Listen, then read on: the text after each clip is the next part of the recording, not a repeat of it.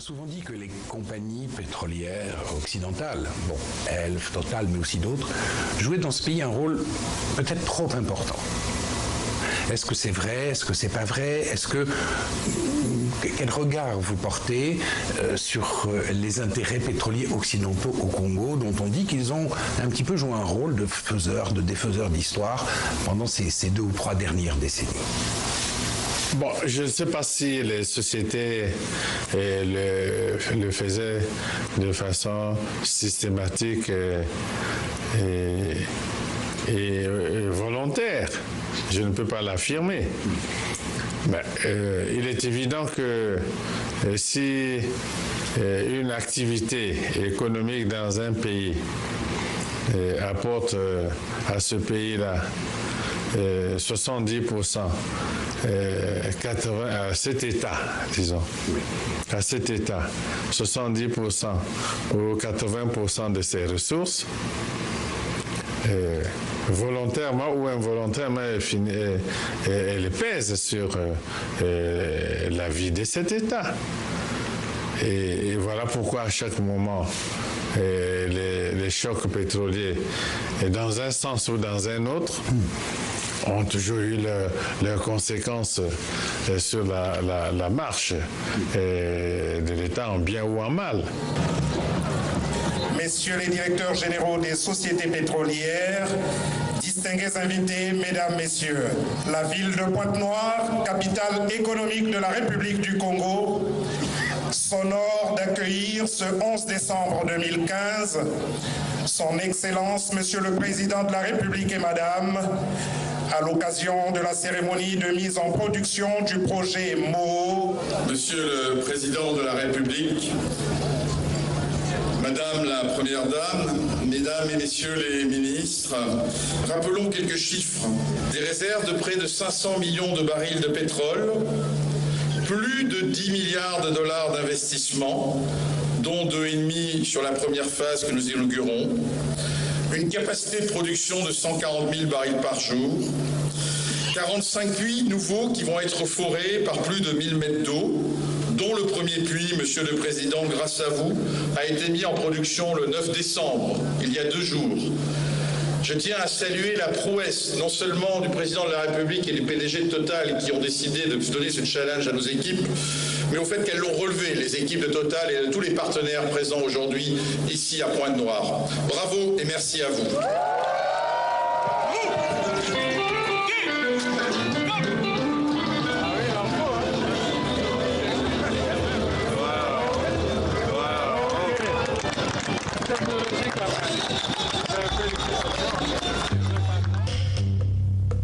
En août 1986, Denis Sassou Nguesso est élu à la tête de l'Organisation de l'Unité africaine. Son rôle dans la résolution des conflits en Afrique australe et la fin de l'apartheid en Afrique du Sud va être déterminant.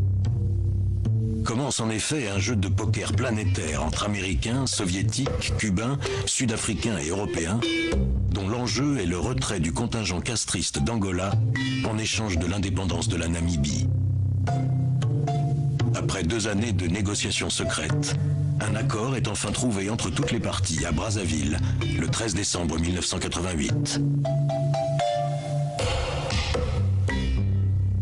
Après la signature, après la longue période de négociations quadripartites à Brazzaville, qui ont amené l'indépendance de la Namibie, le retrait des troupes sud-africaines d'Angola, de Namibie, et puis progressivement jusqu'à la libération de Mandela. Et ce qui se passe en Afrique du Sud. Ça s'est passé ici à Brazzaville. Vous avez 13 noms. décembre 1988. 13 décembre 1988, au centre. Alors, on va commencer. Général Malan et Bota. Chester Croker. Depuis Sassou Nguesso. Ndalou. Angola. Ici, c'est cubain, je crois. Conde Quesada, Cuba. Atisari, qui était le délégué des Nations Unies pour la Namibie. Et puis mon directeur de cabinet. Et, bon, celui qu'on, malheureusement, on n'a pas pris qui était là, Et c'est mon ministre des Affaires étrangères, Ndinga Oba, il n'est pas là. Et ça, c'est Basile Kouébé, qui était mon directeur de cabinet. Voilà, nous sommes là dans le jardin, devant ici, le même jardin, et après la signature de l'accord. Il y avait une susceptibilité exacerbée de part et d'autre. Donc, un moindre problème, on a frôlé la rupture. À plusieurs reprises, et de jour comme de nuit, je ne compte plus le nombre de fois où je suis allé réveiller le président, le sortir de son lit, lui rendre compte, et puis alors il se mettait à recevoir les uns les autres, parfois de 4 heures jusqu'à 8 heures du matin.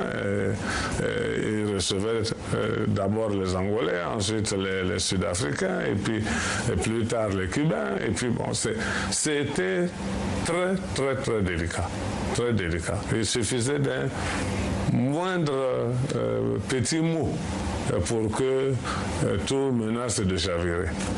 Mais le président a été d'un doigté dans la conduite de cette affaire. C'est déjà à cette époque que j'ai découvert en lui les qualités de négociateur, de médiateur. Le protocole de Brazzaville a une autre conséquence historique. Il ouvre la voie à la libération, 14 mois plus tard, de Nelson Mandela, emprisonné depuis 28 ans et héros de tout un continent. Pour Denis Sassou Nguesso, qui apprendra la nouvelle au-dessus de l'Atlantique dans l'avion qui le mène à Washington, c'est l'aboutissement d'un long combat. Nelson Mandela est libéré.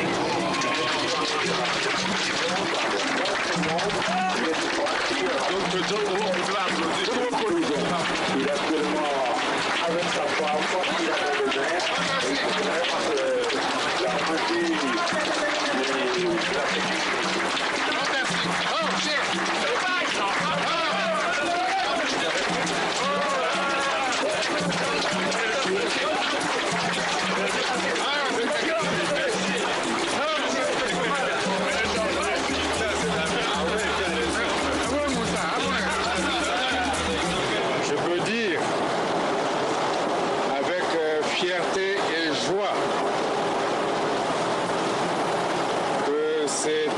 Jour pour l'Afrique, grande victoire pour les droits de l'homme, les droits des peuples. Un beau jour pour l'humanité tout entière. La libération de Mandela.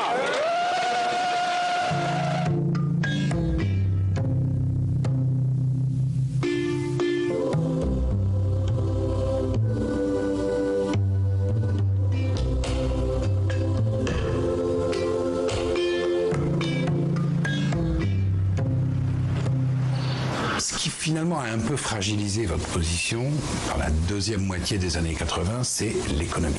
Ouais. La chute du pétrole et puis l'obligation qui vous est faite de faire ce fameux plan d'ajustement structurel avec la Banque mondiale. Et là, c'est dur. La médication, la potion du médecin Banque mondiale est très dure. Fonds monétaire aussi. FMI, très dur. Au début des années 80, nous avions lancé un plan ambitieux, le plan quinquennal, 82-86.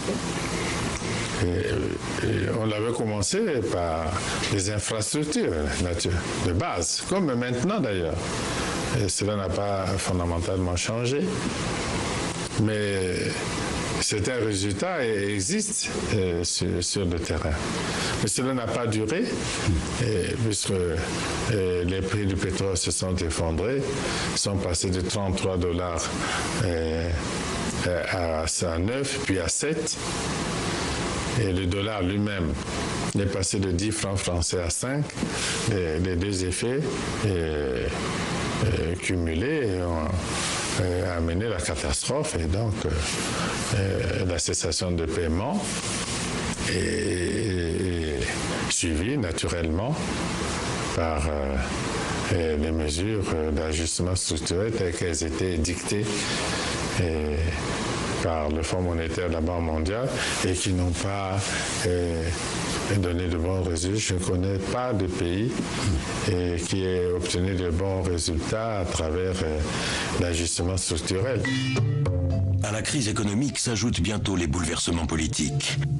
De la chute du mur de Berlin à la conférence de La Baule, le monde change.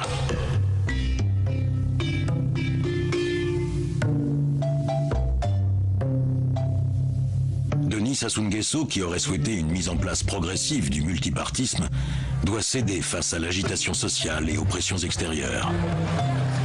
Entre septembre et décembre 1990, le parti unique et l'idéologie marxiste passent à la trappe. Les vannes s'ouvrent brusquement et la contestation s'y engouffre.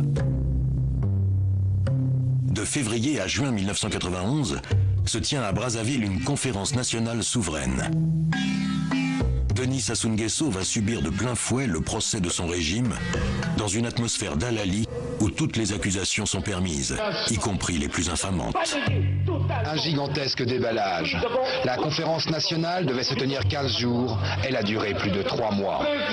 1200 participants, plus de 67 partis politiques, 134 associations. Pour diriger les débats, un ecclésiastique, Monseigneur Kombo.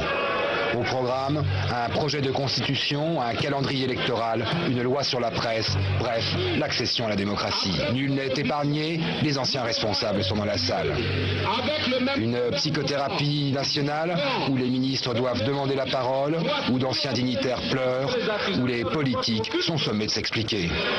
Alors je crois qu'il faut absolument cesser avec ces méthodes et tout ce qui se dit ici est archi faux. Le Congo vit tout entier au rythme de ses états généraux. Après 105 jours d'intenses débats, la conférence se conclut. Le président Sassou s'engage à apporter son soutien au Premier ministre qui dirigera le pays pendant 12 mois sous le contrôle d'un Conseil supérieur de la République. Comment est-ce que vous vivez ça? Cette conférence, dès son démarrage, avait décidé qu'elle était une conférence souveraine. Bon, c'est là où commençait l'insurrection, parce que, de mon point de vue, les participants à cette conférence n'avaient aucun mandat. Ils n'étaient délégués par personne, sauf par les partis qu'ils avaient créés eux-mêmes. Vous l'avez vu venir, Monsieur le Président, vous y attendiez à cette conférence nationale, comme vous dites, insurrectionnelle, souveraine. Oui. Vous l'avez vu venir. Bien Et sûr. pourtant, vous n'avez pas pu empêcher sa tenue. C'était une question de rapport de force à l'époque? Bon, nous n'avions pas intérêt à aller en sens contraire. C'était un mouvement historique que le comité central du parti lui-même avait décrit. Et nous savions que ce mouvement était irréversible. Nous ne pensions pas qu'il devait nécessairement prendre un caractère insurrectionnel. Mais le côté désagréable, ça vous atteignait? Comment? Le côté violent, ce qu'on a dit sur vous. Il y avait une atmosphère de lynchage. Oui, mais cela ne m'atteignait pas beaucoup. Parce que comme je savais que c'était des mensonges, vous voyez bien, les faits ont prouvé que nous sommes encore vivants ici, et sans que les auteurs de ces mensonges aient réussi de prouver la véracité de leurs déclarations. Ce qui était certain, c'est que si j'étais allé à la conférence, si j'étais présent dans la salle, ils n'auraient pas parlé comme ça. Et comme c'était insurrectionnel, et cette conférence un peu teintée d'intolérance, je voyais à la télévision, lorsque quelqu'un se levait pour apporter une opinion différente, la salle se levait et huait, et la personne s'asseyait. Pour moi, je pense que cette intolérance-là n'augurait pas d'un bon démarrage de la démocratie dans le pays. Alors, est-ce qu'il n'y a pas eu à un moment, de la part de vos proches, de votre entourage, une tentation de vous dire, bon, arrêtons tout ça? À plusieurs reprises, oui, cela m'a été demandé. Et par les éléments, on va se le cacher, par les éléments de l'armée, par certains éléments de ma propre garde, qui estimaient qu'il y avait des dérives et qu'il fallait arrêter. Mais je ne l'ai pas accepté. Pourquoi? Parce que je pensais d'abord qu'il fallait laisser ce processus aller à son terme, puisque le multipartisme était irréversible dans le monde, en Afrique et ailleurs. Il fallait laisser les gens s'exprimer et lancer ce mouvement. Et puis je pensais aussi que les gens étaient suffisamment surexcités et pouvaient perdre la raison et amener le pays dans de violences inutiles. Et je pensais que ce n'était pas nécessaire.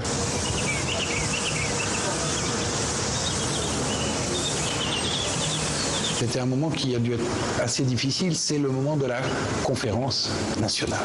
Quand on regardait ça, et comment vous dire, beaucoup de trahison. Revoir les gens qui étaient avec nous hier, qui mangeaient avec nous à ma table, parce que moi, ma table était ouverte à tous ses collaborateurs. Ils venaient à la maison, même ses conseillers, et leurs épouses et tout ça, et regarder devant la télévision tout ce qui se disait. Je me dis, mais comment ça peut être possible? On parle de qui là? De cet homme que j'ai connu, là, j'accompagne, ou d'un autre homme? Mais c'était très, très, très dur. Très dur, et surtout le soir, parce qu'on était souvent tous les deux. Tous les deux, il n'y avait plus personne, et puis on mettait les enfants un peu à l'écart de tout ça. Et il manquait plus que les pleurs, quoi. Parce que je disais, c'est quelle est cette vie de politique, c'est ça? Et tout ce qu'il disait, mais tout et n'importe quoi. Des choses à peine croyables. À peine croyables parce que je disais, mais est-ce que quelqu'un peut faire ça? Mais c'est ça qui plaisait aux conférenciers. Et vous-même, ils ne vous ont pas épargné? Non, pas du tout. Et moi-même, qu'est-ce qu'on ne m'a pas donné? On m'a même donné tout un train. Tiens, tenez. Un train qui partait de Pointe-Noire à Brazzaville. Un train, on s'appelait à l'époque un train bleu. Et là, dans la salle, il y avait des ministres de transport. Il y avait le directeur de CFCO qui ne disait rien. Je dis, si c'est ça la politique de Nice, c'est pas la peine. Tu as fait ton temps, on est resté là, ça va faire quand même 12 ans, hein, déjà 13 ans. J'ai dit, ça suffit, on va se reposer, on va leur laisser la politique, parce que ces mensonges, pour moi, c'est trop dur à supporter. Comment on peut dire qu'un homme se lave avec le sang d'un autre homme? Pour faire quoi et où et comment? Non, je dis, mais il vaut mieux arrêter. Et je lui ai effectivement demandé qu'on arrête. Alors en ce moment-là, il me dit, je me souviens toujours de cette phrase, il dit, bon, tu as peut-être raison, mais il vaut mieux sortir par la grande porte. On va y aller. Monsieur le Président, vous avez expliqué que vous étiez pour un passage progressif à la démocratie et au multipartisme. Et vous avez été confronté finalement à des gens pour qui la démocratie, c'était l'alternance immédiate. En ce qui me concerne, j'avais presque pris rendez-vous puisque en pleine conférence même, le texte que vous pouvez consulter, j'assume. Et dans ce texte, je prenais presque rendez-vous parce que je posais les conditions d'un véritable engagement du peuple dans le processus démocratique. Qui était, je n'ai pas voulu le dire, mais qui pour moi était à l'opposé de ce qui se passait. Et ce texte-là, je pense que c'était ma réponse à tout ce qui se disait, se faisait. Et à travers ce texte, je disais qu'on n'avait pas besoin de violence, on n'avait pas besoin d'enjamber les corps, on n'avait pas besoin de sang et de larmes pour faire naître la démocratie. Et donc pour moi, c'était mon message. C'est en position de faiblesse que Denis Sassou Nguesso et ses fidèles abordent la séquence électorale de 1992. Le Parti congolais du travail perd les législatives et Denis Sassou Nguesso ne franchit pas le cap du premier tour à la présidentielle d'août. Faiseur de roi pour le second tour, il décide de soutenir Pascal Lissouba et le fait élire. Denis Sassou Nguesso accepte sa défaite, effectue sa passation de pouvoir avec son successeur et se retire chez lui. Pour la première fois depuis 25 ans, il est déchargé de toute responsabilité politique. Poto, Edou, premières étapes de la traversée du désert. C'est sur les terres de son enfance, au milieu des danses traditionnelles du village, sur les pas de ses grands ancêtres et de leur culture magique, que le fils d'Émilienne et de Julien vient se ressourcer.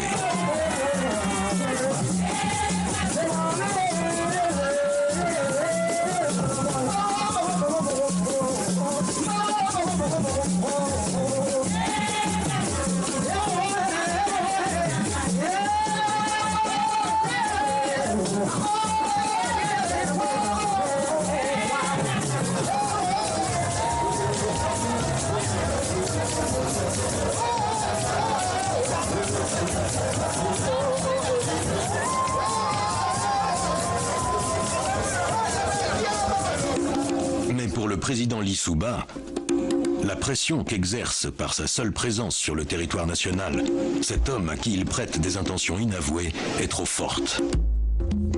Il veut voir Denis Sassou Nguesso loin, le plus loin possible du Congo. Ce sera donc pendant 2 ans l'exil à Paris, jusqu'au retour triomphal à Brazzaville, au matin du 26 janvier 1997.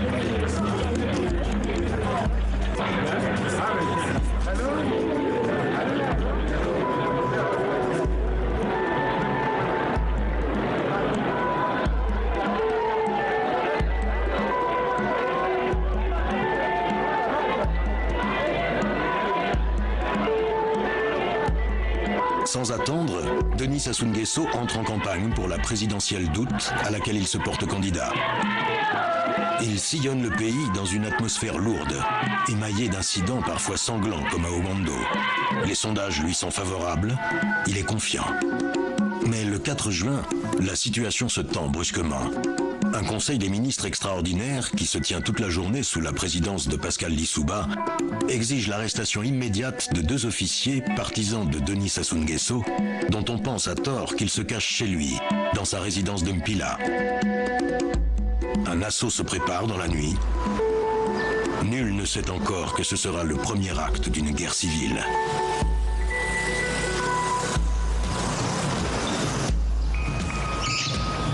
Voilà, on est le 5 juin 1997. Il y avait 4h30, 5h du matin, et c'était le bas de combat. On vous réveille? On me réveille, ouais. C'était des coups de feu. Votre aide de camp vous réveille? Ah oui, oui. C'était des coups de feu dans ce secteur-là, parce qu'il y avait une colonne de blindés. Et entre parenthèses, le camp des blindés se trouve non loin d'ici. Depuis le camp, on peut tirer au char directement ici. Une colonne de blindés est passée le long de la brasserie là, pour arriver à l'angle d'ici. Une autre colonne a pris l'avenue qu'on appelle Edith Lucie Bongo, le long des dépôts de carburant là-bas, pour avancer jusqu'à l'usine de cigarettes là, avenue qui passe là-bas. Et une 3e colonne est passée par le pont qui est là, la pointe hollandaise. Donc il y avait 3 colonnes de blindés qui avançaient ici. Bon, j'entends des tirs, on me réveille, j'arrive. Dès que j'atteins ce coin-là, je vois un jeune blessé, ensanglanté. On est attaqué, ils disent, on est attaqué de partout. Bon, donc j'ai simplement déployé autour de la maison des éléments de ma garde. Il y en a qui sont allés jusqu'au carrefour, là où se trouve le blindé. Bon, bon, il y a aussi... Ils l'ont neutralisé? Oui, je crois qu'il y a aussi la chance, hein, parce que le fait seulement que les éléments qui étaient allés dans cette direction, le fait qu'ils aient réussi à neutraliser le blindé de tête, le même qui est là. Et il est là, il y a un trou de bazooka ils l'ont neutralisé. Bon. Et comme il y avait aussi une légende, le pouvoir disait que ici, chez moi, c'était un camp retranché qui avait des armes de tout calibre. C'était comme une citadelle imprenable. Alors qu'est-ce qu'il y avait en fait? Il n'y avait pas grand-chose, rien du tout. Quelques dizaines d'hommes? Rien du tout, quelques dizaines d'hommes. Je ne sais même pas s'ils étaient 30. Et des armes? Et des armes...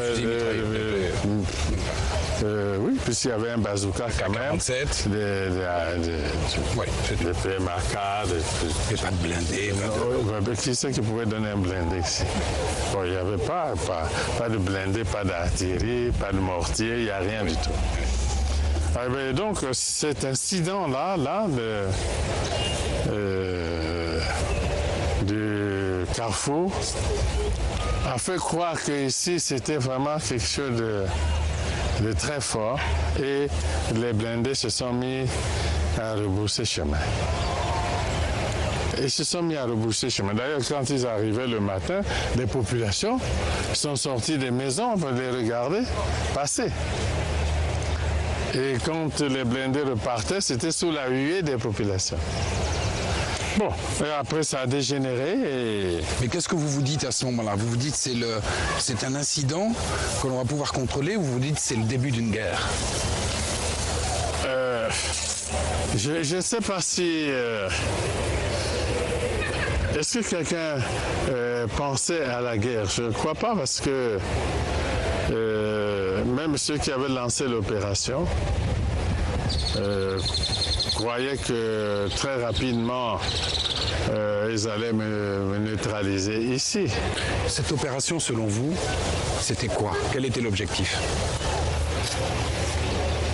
Bon, à mon avis, après analyse, je pense que le président Lissouba n'était pas prêt à organiser une élection présidentielle. Je crois qu'il cherchait l'application d'un article de la Constitution qui disait que si pendant la campagne électorale, l'un des candidats venait à mourir, le président de la République était autorisé à proroger son mandat et à renvoyer l'élection à plus tard. Je crois qu'il cherchait, à mon avis, cet incident-là pour que l'élection n'ait pas lieu. Parce que moi, je pense qu'il n'était pas sûr de la gagner. L'objectif, c'était Denis Sassou Nguesso. Neutraliser Denis Sassou Nguesso. Oui, neutraliser Denis Sassou Nguesso pour que l'élection n'ait pas lieu. Ça, c'est ma lecture. La guerre civile, la pire des guerres. Elle durera 20 semaines interminables, fera 5 à 10 000 victimes civiles et militaires, des dizaines de milliers de réfugiés, et changera à jamais le visage du Congo. Elle oppose Pascal Lissouba et son Premier ministre Bernard Kolela à Denis Sassou Nguesso.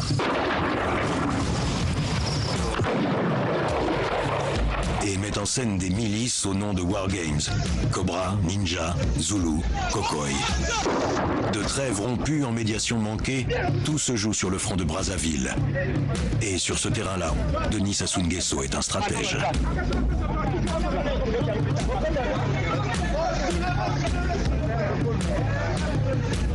Le 14 octobre 1997, il entre en vainqueur dans la capitale, alors que ses adversaires sont contraints de fuir à l'étranger. 10 jours plus tard, le voici à nouveau chef d'État. Et comme on ne reconstruit rien sur les ruines de la division, l'un de ses premiers discours est un appel vibrant à la réconciliation nationale.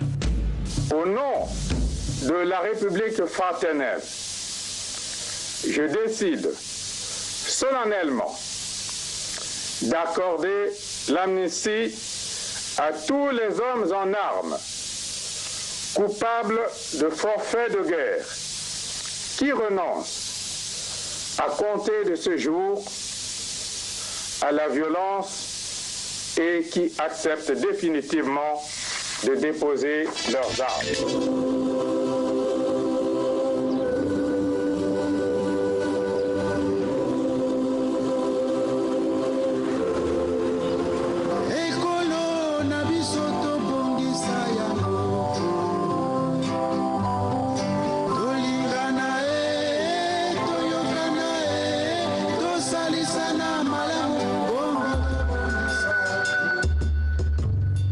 Peu à peu, les milliers de civils et de miliciens qui avaient trouvé refuge à Kinshasa retraversent le fleuve et accostent au beach de Brazzaville. Plusieurs dizaines d'entre eux vont disparaître à jamais en ce mois de mai 1999. Un drame qui donnera lieu 6 ans plus tard à un procès public, à des condamnations d'officiers supérieurs et au versement d'indemnités aux familles des victimes. Mais aussi à des accusations qui visent directement Denis Sassou Nguesso. Un dossier assez douloureux, ça remonte au mois de mai 99 et ça revient tout le temps chez les ONG, c'est l'affaire dite des disparus du beach. Quelle est votre vérité, Monsieur le Président, Denis Sassou Nguesso, sur cette affaire? Bon, il faut d'abord dire que il y a eu la guerre civile. Nous en avons parlé en 97. La guerre civile qui a eu ses drames, comme toutes les guerres, on peut regretter tout cela, et même récemment encore des événements comme ceux du 4 mars avec l'explosion de munitions à Brazzaville. C'est des vies humaines. Quand il y a eu guerre civile ici à Brazzaville et dans le pays, à l'intérieur du pays, c'est quand même centaines, je crois que 200 000 personnes qui sont parties de Brazzaville pour la RDC et sont allés dans d'autres pays voisins et même plus loin. C'est quand même un désastre et que l'on doit regretter, les dirigeants politiques, nous qui avons dans nos batailles pour le pouvoir créé cette situation. Je pense que nous devrions ensemble le regretter. Mais ce qui est vrai aussi, c'est que lorsque la guerre a pris fin, momentanément d'ailleurs,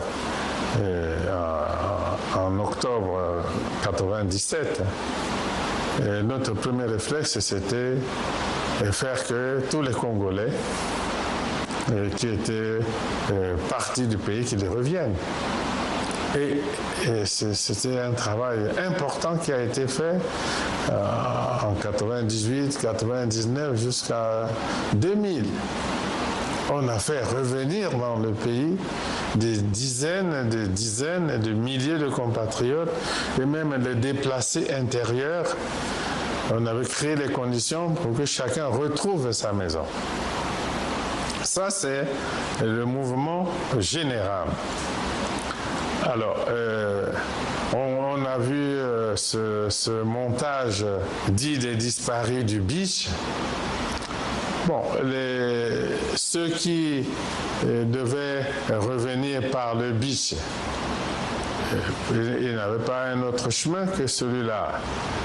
C'était malgré tout une opération montée officiellement, c'est-à-dire les deux gouvernements, celui de Brazzaville, celui de Kinshasa, le HCR, des réunions organisées officiellement avec les mouvements aussi organisés avec la participation de toutes ces institutions-là.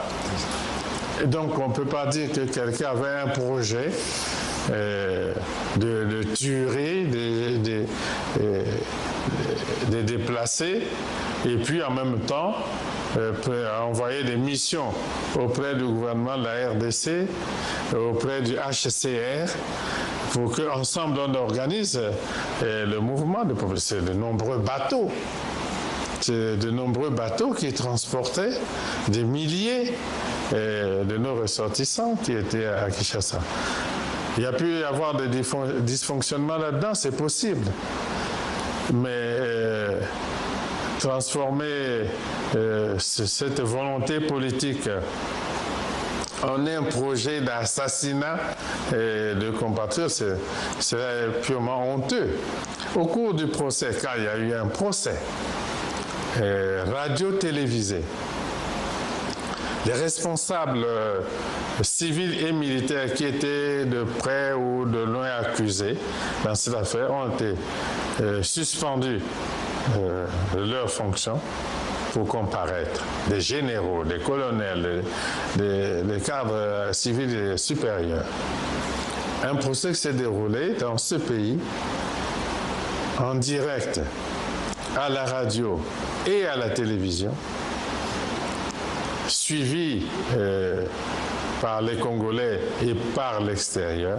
Au cours de ce procès, d'ailleurs, on a tenté de montrer comment il y avait des témoignages, comment certains de ces éléments dont les noms figurent sur les listes des disparus sont encore en RDC, d'autres se retrouvent au Canada et dans d'autres pays. Et puis, franchement, dans ce pays, le Congo, on aurait jeté au fleuve avec des gorges tranchées 353 personnes qui auraient flotté le long du fleuve ici et qui n'auraient pas eu de famille et de deuil dans le pays et qui n'auraient pas été vues, même ramassées en aval là-bas. C'est quelque chose de grossier. Et bon, pour nous, nous considérons que ce procès a eu lieu. Des conclusions ont été tirées. Et bon, nous considérons jusqu'à la Cour suprême de notre pays qui s'est prononcée sur cette affaire. Bon, d'autres pays pensent que la justice congolaise n'a pas de valeur, qu'ils peuvent se substituer à l'État congolais pour dire le droit et juger des affaires qui se sont produites au Congo.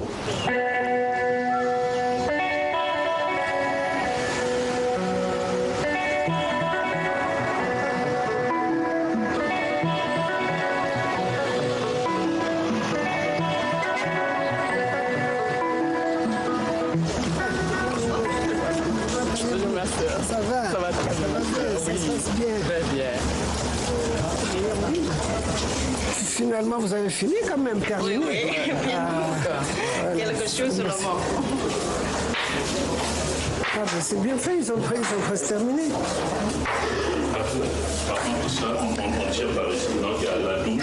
Oui, oh là là, c'est pas très commode là. Moi je pense qu'une porte coulissante serait mieux. Même pour les vieillards, enfin maintenant que c'est fait, on n'a pas le choix, mais une porte coulissante aurait été plus facile pour que, surtout pour les vieux, venir ici. Et là aussi, il y a un problème d'eau. Vous êtes le... je représente l'architecte. Ah, vous représentez l'architecte. Vous l'avez vu, non? Un petit muret, juste un petit truc pour parler. Voilà. Comme ça, on peut même placer une chaise si la personne ne peut pas se lever. Il est à l'intérieur. Vous avez raison. Voilà. C'est pas architecte, mais je trouve ça. Mais bien sûr. Les choses soient facilitées, en fait. Bien sûr, tout à fait. Parce que surtout, certainement, elles veulent prendre de l'air aussi, prendre de l'air dehors aussi, au lieu de rester toujours enfermées dans ce cadre. Elles peuvent sortir.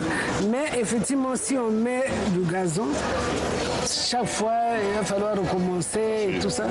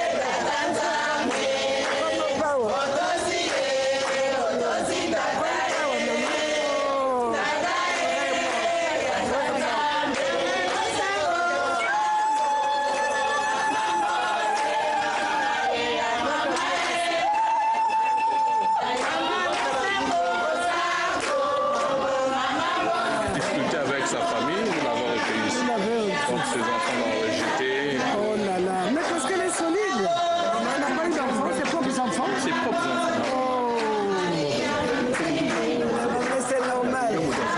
Merci, papa, merci. Bolimbisanga, nalingaki lisusu naya kopesa bino mbote po toumeli mama ayaka te kotala mibange na ye awa.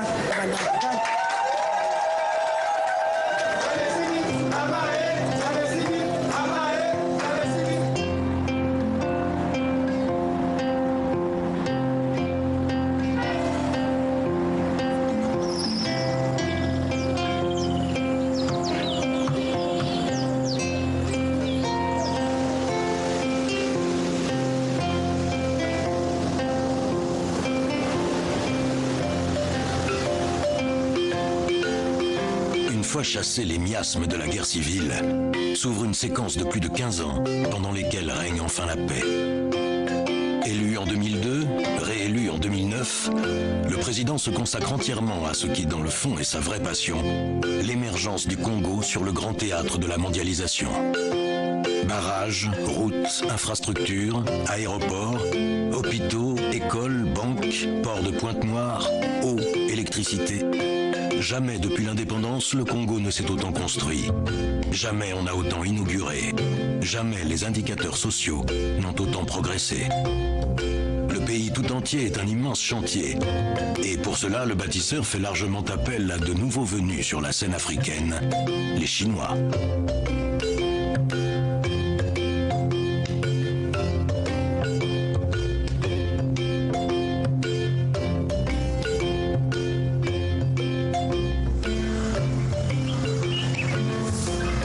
Vous connaissez bien la Chine, qu'est-ce que vous répondez à ceux qui disent que les Chinois sont trop présents en Afrique? Bon, ils sont présents en Afrique, mais nous ne connaissons pas de pays aujourd'hui qui ne coopèrent pas avec la Chine au monde. Tous les pays du monde coopèrent avec la Chine. Ils ne sont pas plus présents en Afrique qu'en Europe ou qu'en Amérique. Ou en Asie même. Peut-être que les parties du monde qui voulaient conserver quelques intérêts et en Afrique vivent difficilement la concurrence. C'est un monde ouvert, il y a la concurrence. Et alors c'est une concurrence assez dure, oui. Ça peut être mal vécu. Mais en Afrique, il y a du travail pour tout le monde. Monsieur le Président de la République.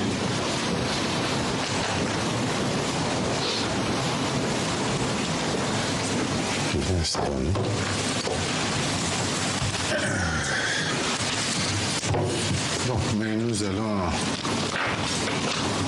essayer de faire un peu le point d'avancement des travaux de construction de l'université de Kintele, professeur Benga.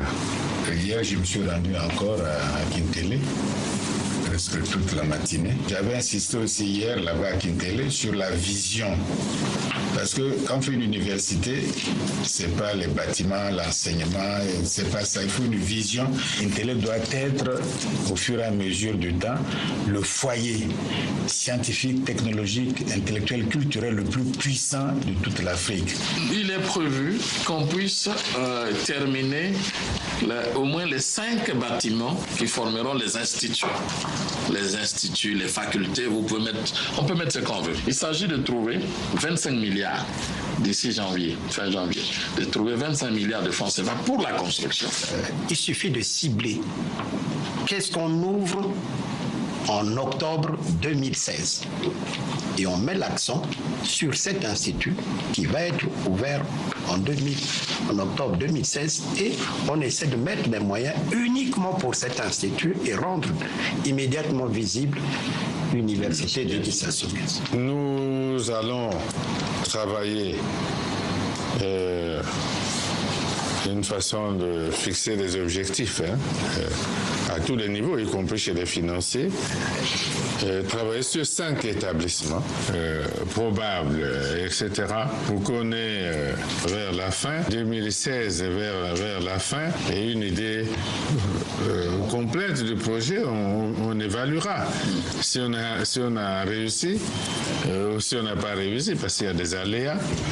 Mais au moins, on a un projet complet. S'il n'y a pas de suivi, il n'y aura pas de résultat.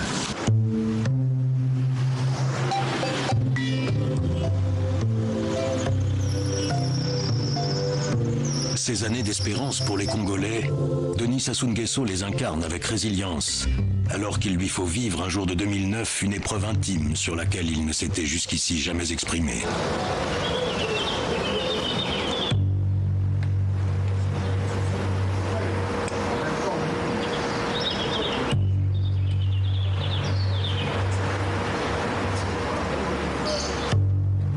Le 14 mars de cette année-là, sa fille aînée, Edith Lucie, brillant médecin de 45 ans et première dame du Gabon, décède à Rabat, au Maroc. Aujourd'hui encore, la douleur est là, intacte, incontournable. Edith Lucie Bongo Ndimba, née Sassou Nguesso, ça a été quelqu'un, elle a été un peu votre inspiratrice, presque votre muse quelque part. Je sais que ça a été pour vous une fracture et un déchirement, ce brusque départ d'Edith Lucie. Est-ce que vous pouvez nous en parler? Le premier bébé, c'est un moment très puissant dans la vie de tout être humain, je crois. Nous avions un lien très fort et nous l'avons encore. Et nous l'avons encore aujourd'hui parce que sa demande, quand elle était malade, c'était que si l'irréparable devait arriver, on devait toujours parler d'elle au présent. On ne devait pas dire ce qui s'était passé. Que pour nous, pour moi, quand je parle d'Edith, je parle d'elle comme si elle jouait encore dans les jardins ici, jusqu'à aujourd'hui. Et nous avons gardé ces liens puissants et... Edith est vivante? Toujours. J'ai gardé ces liens puissants. Bon, toute sa maladie, bon, elle est toujours là. C'est-à-dire que vous ne faites pas votre deuil, elle est vivante? Elle est là. Je lui ai promis de rester le jour de ses obsèques. Et elle est toujours là.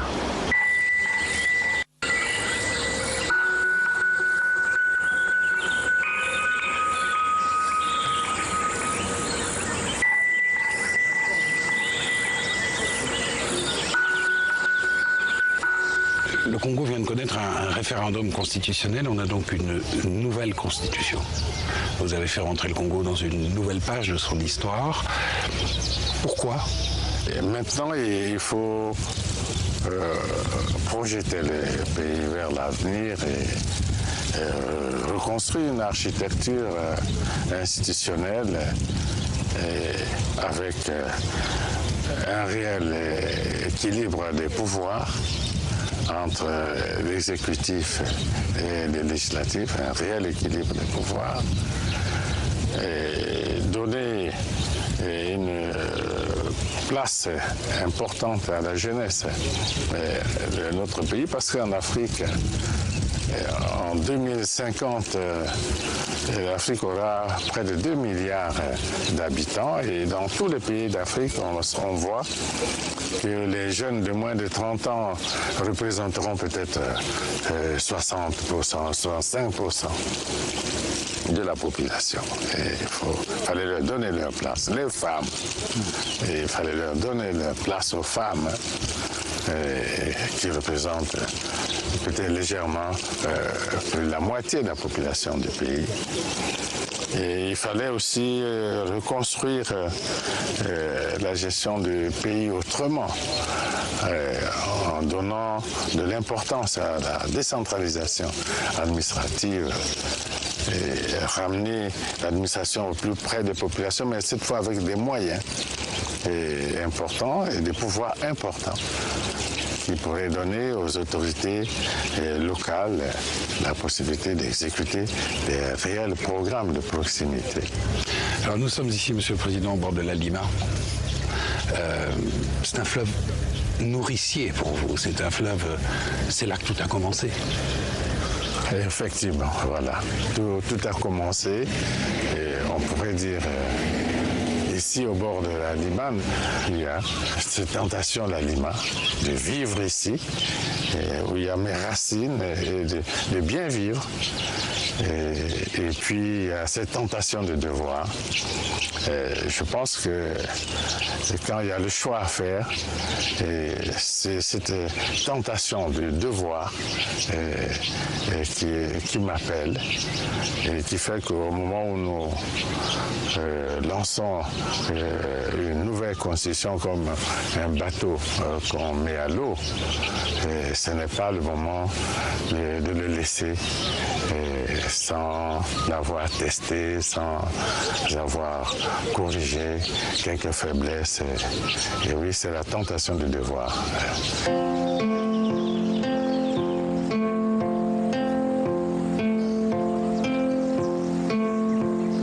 Il y a bien longtemps, sur la piste d'Edo à Ouando, comme aujourd'hui lorsqu'il voyage aux quatre coins du monde, c'est la même terre que Denis Sassou Nguesso emporte à la semelle de ses chaussures. La terre du Congo, si riche, si féconde, si pétrie de sortilèges, de tendresse et de fulgurance.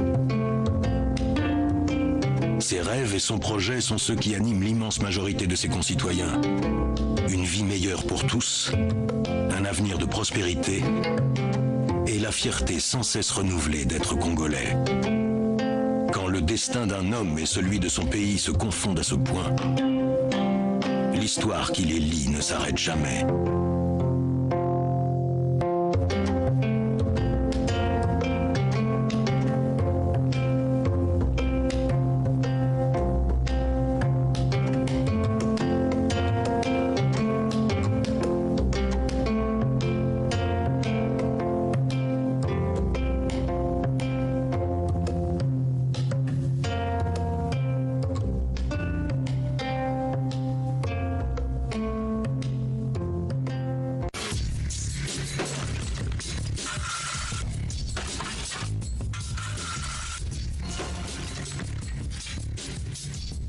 Voilà ce qu'on appelle de vrais briques.